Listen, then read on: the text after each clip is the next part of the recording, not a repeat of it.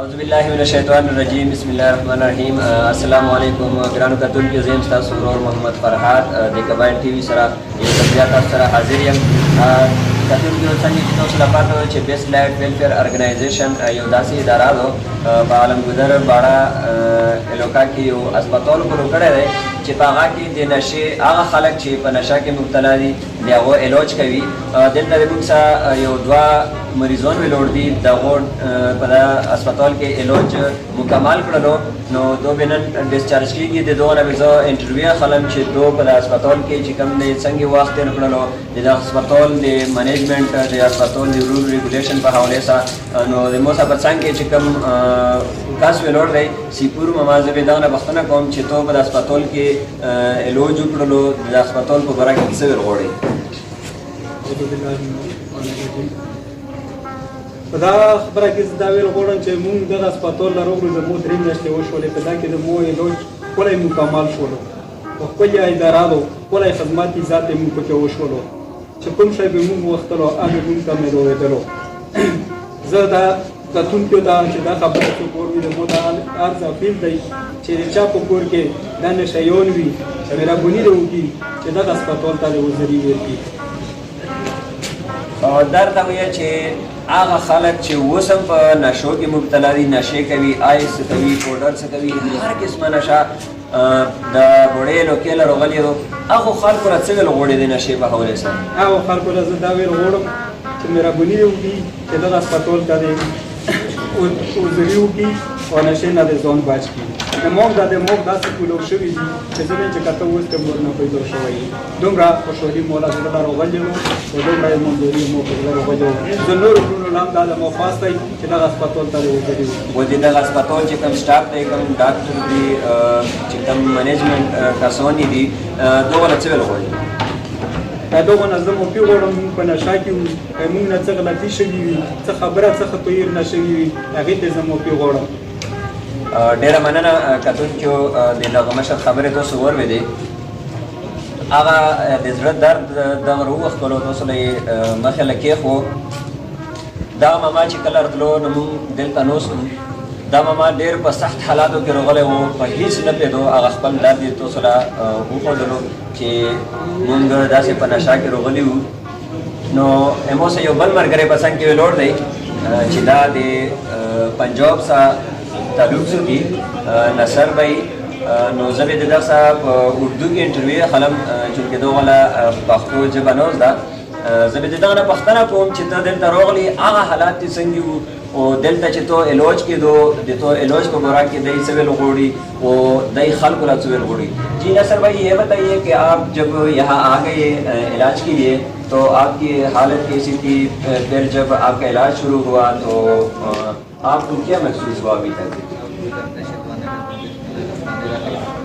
میرے پیارے بھائیوں جب میں ادھر آیا تھا میری حالت تھی اس طرح کہ میں موت کے آخری اسٹیج پہ تھا. ان ڈاکٹروں نے اس عملے نے مجھے ایک نیا زندگی دیا. اللہ تعالیٰ زندگی دیتے ہیں اس کے بعد ان لوگوں نے مجھے یہ زندگی دیا. بالکل میں موت کے آخری کنارے پہ تھا آخری اسٹیج پہ تھا. ان ڈاکٹروں نے اتنی محنت کیا اتنی دشواریاں گزاری میرے ساتھ اس کے بعد ابھی میں آپ کے سامنے بالکل ایک زندہ مثال کھڑا ہوں. تو یہ بتائیے کہ اس اسپتال کے مینجمنٹ کے حوالے سے ڈاکٹروں کے حوالے سے جو آپ کا علاج کیا اس کے بارے میں آپ کیا کہتے ہیں؟ اس مینجمنٹ کے بارے میں میرا یہی خیال ہے کہ جیسے ایک ماں اپنی اولاد کو پالتی ہے یہ عملہ اس طرح ہم کو اپنے بچوں کی طرح جو ہے نا انہوں نے ہم کو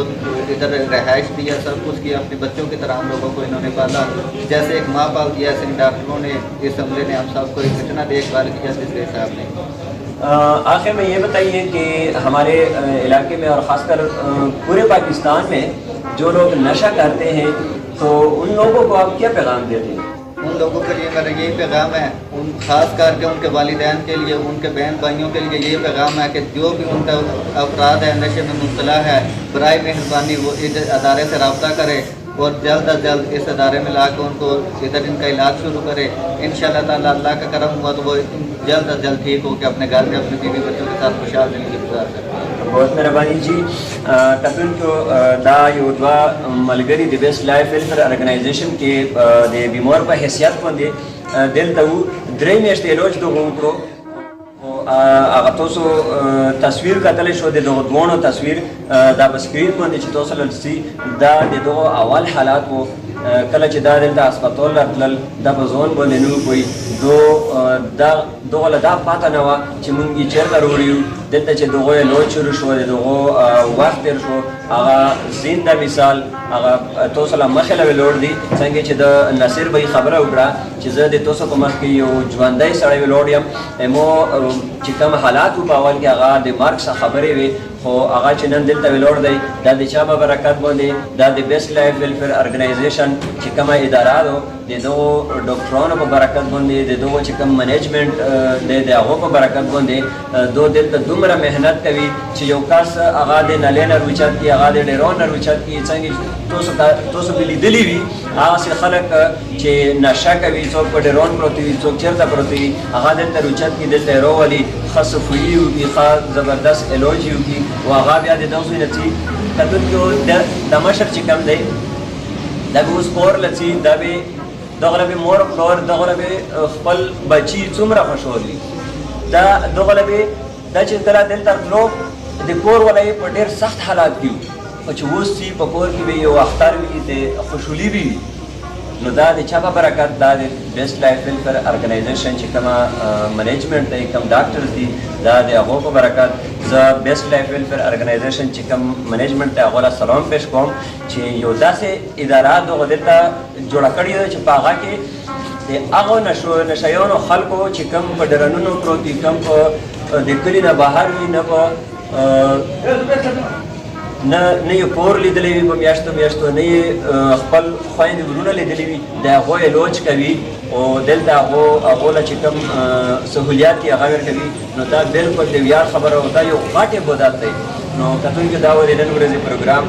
د بل پروګرام کې زه ستاسو ورور محمد فرهاد د کیمرامین اسف خان سره درنه اجازت غواړم خدای الله مو سپارم والسلام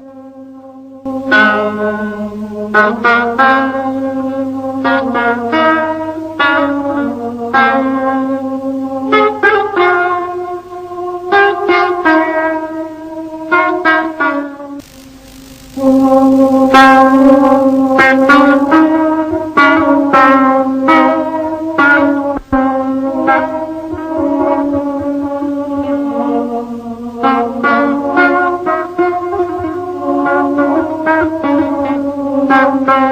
you.